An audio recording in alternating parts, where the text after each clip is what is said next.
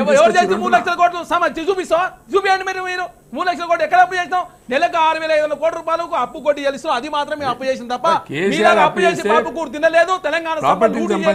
మీరు ఒక out sourcing employee పేరు మీద 10,000 కోట్ల రూపాయలు చెల్లించింది మీరు ఒకటి కాదు 2 కాదు మీ పాపాలు చెప్పుకుంటే పోతే 100 ఉన్నాయి ఆగండి ఒకటి సంబంధించి ఓన్లీ ప్రభుత్వ ఆస్తులను రెంటెడ్ బిల్డింగ్ ఉపయోగించుకోకపోవడం మూలంగా నెలకు సంవత్సరానికి 800 కోట్లు అంటే 10 సంవత్సరాలు 8,000 కోట్ల రూపాయలు లూటీ చేసింది మీరు ఒకటా రెండా మీరు చేసిన పాపాలు మీరు చేసిన తెలంగాణ మొత్తం దివాలా తీపిచ్చి ఇప్పుడు ఏదో మేమేం చేసినాం మూడోసారి కేసీఆర్ ముఖ్యమంత్రి అయి ఉంటే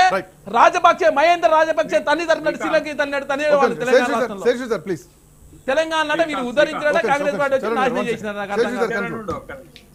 శ్రీకాంత్ నేను ఒక 2 విషయాలు చెప్తాను ఒకటి ఇప్పుడు టెలిఫోన్ ట్యాపింగ్ విషయంలో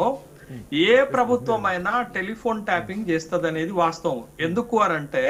larger interest of nation and state ఉగ్రవాదము లేకపోతే తీవ్రవాదానికి సంబంధించిందో లేకపోతే అసాంఘిక కార్యకలాపాలు జరుగుతున్నప్పుడు అనుమానాలు వచ్చినప్పుడు ఇట్లాంటి సందర్భాల్లో టెలిఫోన్ ట్యాపింగ్ ఏ ప్రభుత్వం అయినా చేస్తుంది అనేది చాలా చాలా సాధారణమైనటువంటి విషయంగానే మనం చూడాలి అందుకే ఇప్పుడు ముఖ్యమంత్రి గారు ఏం చేస్తున్నారు కమాండ్ కంట్రోల్ రూమ్ లో కీలకమైనటువంటి మీటింగ్లు పెడుతున్నారు ఎందుకు పెడుతున్నారు కమాండ్ కంట్రోల్ రూమ్ లో పెట్టేటటువంటి మీటింగ్లను ట్యాపింగ్ చేయడం కుదరదు అనేటటువంటి విషయం మనం గమనించాలి అయితే ఇప్పుడు గత ప్రభుత్వం పైన టెలిఫోన్ ట్యాపింగ్ విషయంలో వస్తున్న ఆరోపణలు ఏంటి అనంటే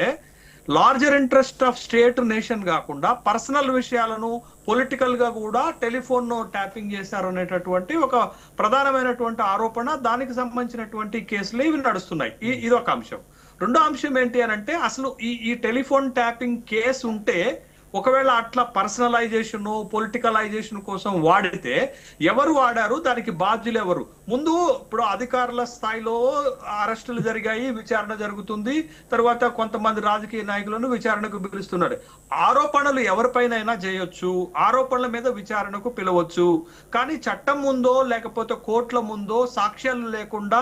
ఈ కేసులను ఎస్టాబ్లిష్మెంట్ చేయటం కుదరదు అనేటటువంటి విషయం ఇప్పుడు ఒకవేళ హరీష్ రావు గారి పైన ఈ కేసులో ఒక ఎస్టాబ్లిష్మెంట్ చేయాలంటే ప్రూఫ్స్ కావాల్సి ఉంటది ఎట్లా అవుతుంది అతనికి ప్రభుత్వంలో ఆ శాఖకు గానీ లేకపోతే టెలిఫోన్ ట్యాపింగ్ సంబంధించినటువంటి డిపార్ట్మెంట్ గానీ సంబంధం ఉండదు ఒకవేళ తన డైరెక్షన్స్ ని అధికారులు పాటించి ఉంటే అది అధికారుల తప్పిదం అవుతుంది కాబట్టి ఇవన్నీ కూడా ఎప్పుడైనా ఆరోపణల వరకే పరిమితం అవుతున్నాయి తప్ప నిజంగా దీనికి సాక్ష్యాలు ఉంటాయా ఎవిడెన్సెస్ ఉంటాయా దీనిపైన శిక్షలు పడుతుందా ఈ కేసులు కోర్టుల ముందు నిలబడతాయా అంటే చక్రధర్ గౌడ్ పెట్టినటువంటి కేసే దానికి సాక్ష్యం కోర్టులో నిలబడలేదు అది హైకోర్టులో నిలబడలేదు సుప్రీంకోర్టులో నిలబడలేదు ఎందుకంటే దానికి ఒక ప్రాపర్ కాంక్రీట్ ఎవిడెన్స్ ఉండదు కాబట్టి అట్లాంటివి చెల్లవు అనేది ఒక విషయం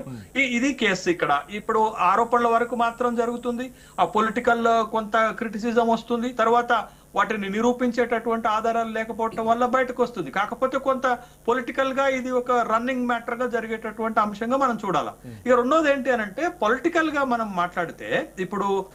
ప్రతాప్ రెడ్డి గారు మాట్లాడినా మా చరణ్ మాట్లాడినా ఇప్పుడు ఏంటది ముఖ్యమంత్రి గారు ఎస్టాబ్లిష్మెంట్ చేస్తున్నటువంటి అంశం ఏంటది